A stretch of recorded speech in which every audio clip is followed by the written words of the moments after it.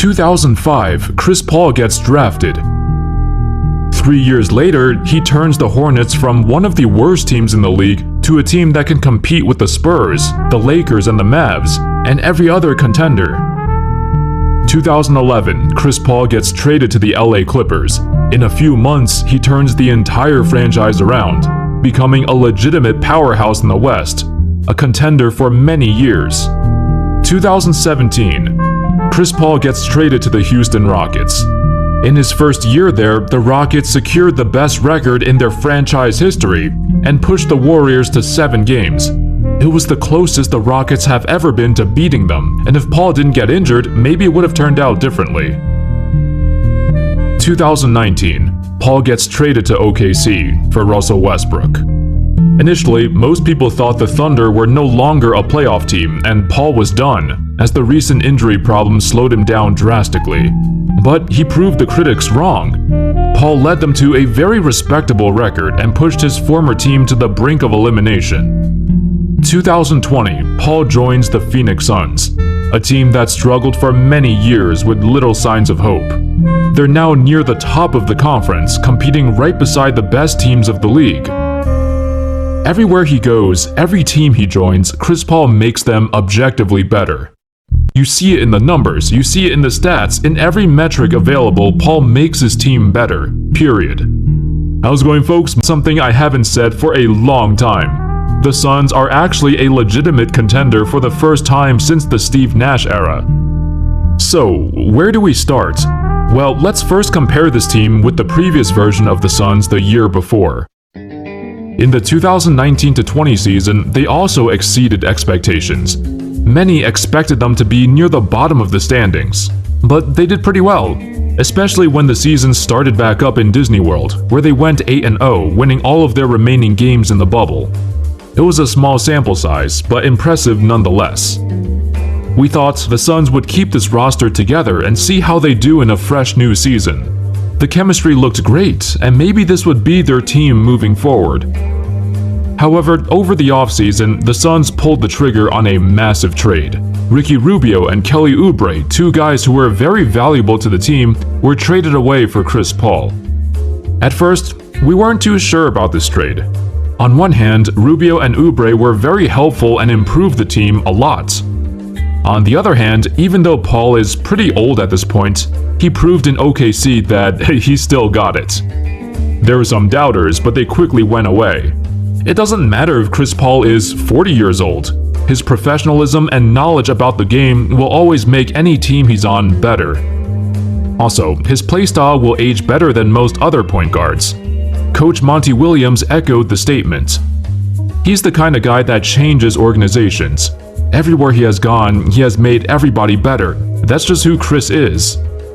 But what is it about him that makes him such an impactful player? Just looking at his raw numbers, he's putting up 16-9, above average efficiency, but is this all it takes to turn a team from outside the playoffs to near the top of the conference? The Suns did not make any other notable additions besides Paul. Let me just tell you this, we said the same thing about Steve Nash back in the day. While both their numbers are great, their impact is even greater. Every time Paul joins a team, he doesn't try and fit into any system, he is the system.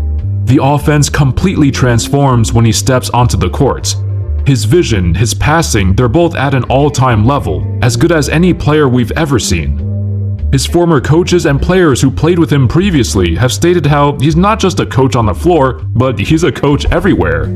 On the bench when he's resting, during a timeout, off the court, on the court, Paul is always paying attention. He's always vocal and provides leadership and gives advice when it's needed. Even as a young guy on the Hornets, he was always like this.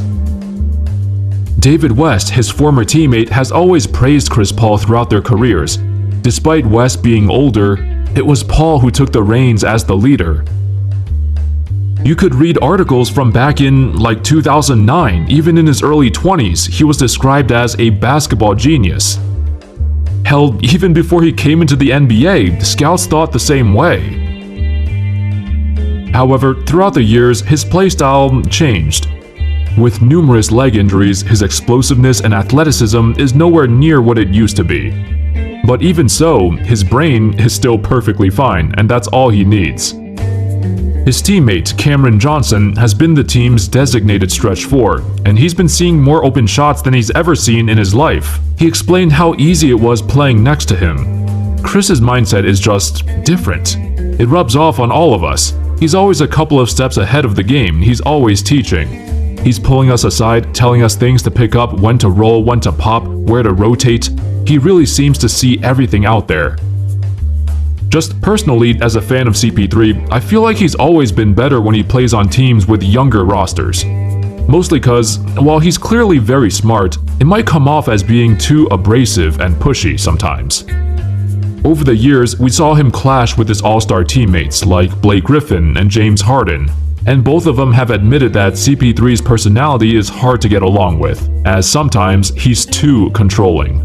Regardless, even though they had their mishaps, their teams still reached a whole new level with him, so the results speak for themselves. But on younger teams like OKC and Phoenix, where a lot of players look up to him and listen to him, these are the perfect situations for Paul.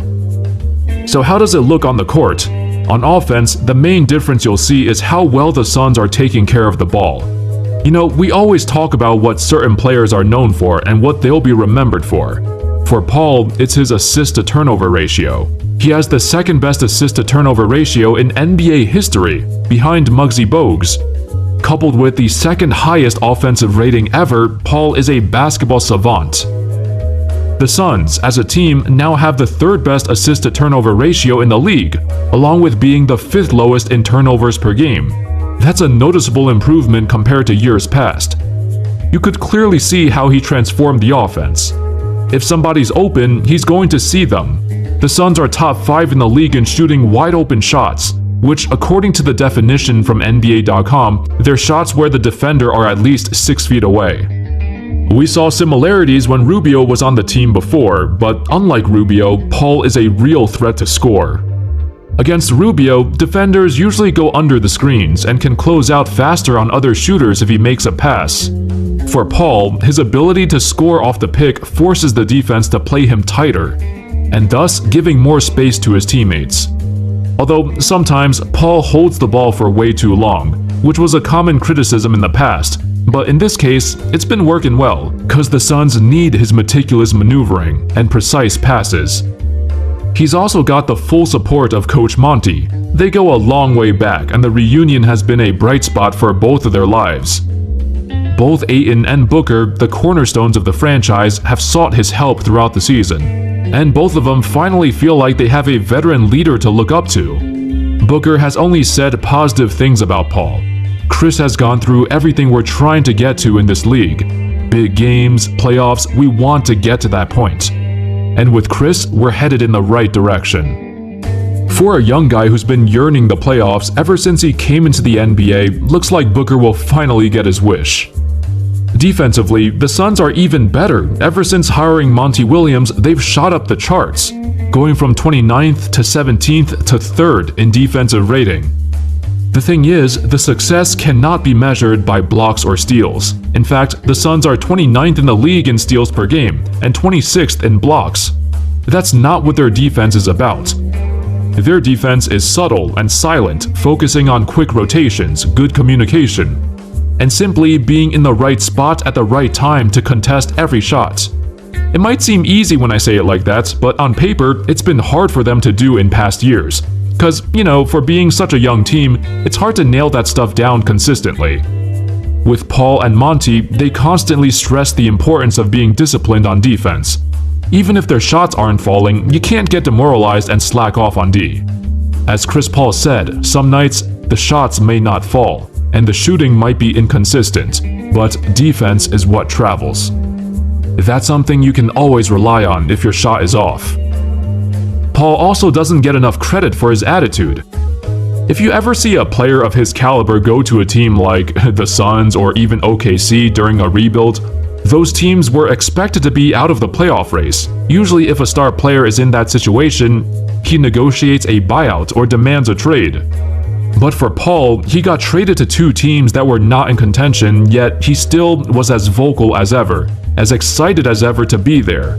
During his time in OKC, he helped Shai Gilgeous-Alexander tremendously and set a great foundation for the franchise moving forward. Now, it's the same story in Phoenix. Even if he doesn't stay here for long, he's gonna have a lasting impact in this organization.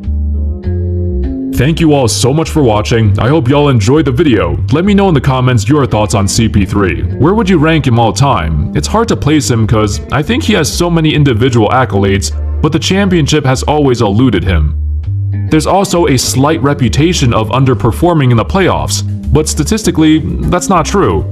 Even if he did have some moments where he looked bad, he still had many times where he took over games. Let me know what you think. What are your thoughts about him and his time in Phoenix so far? Anyway, as always, I'll see you guys next time.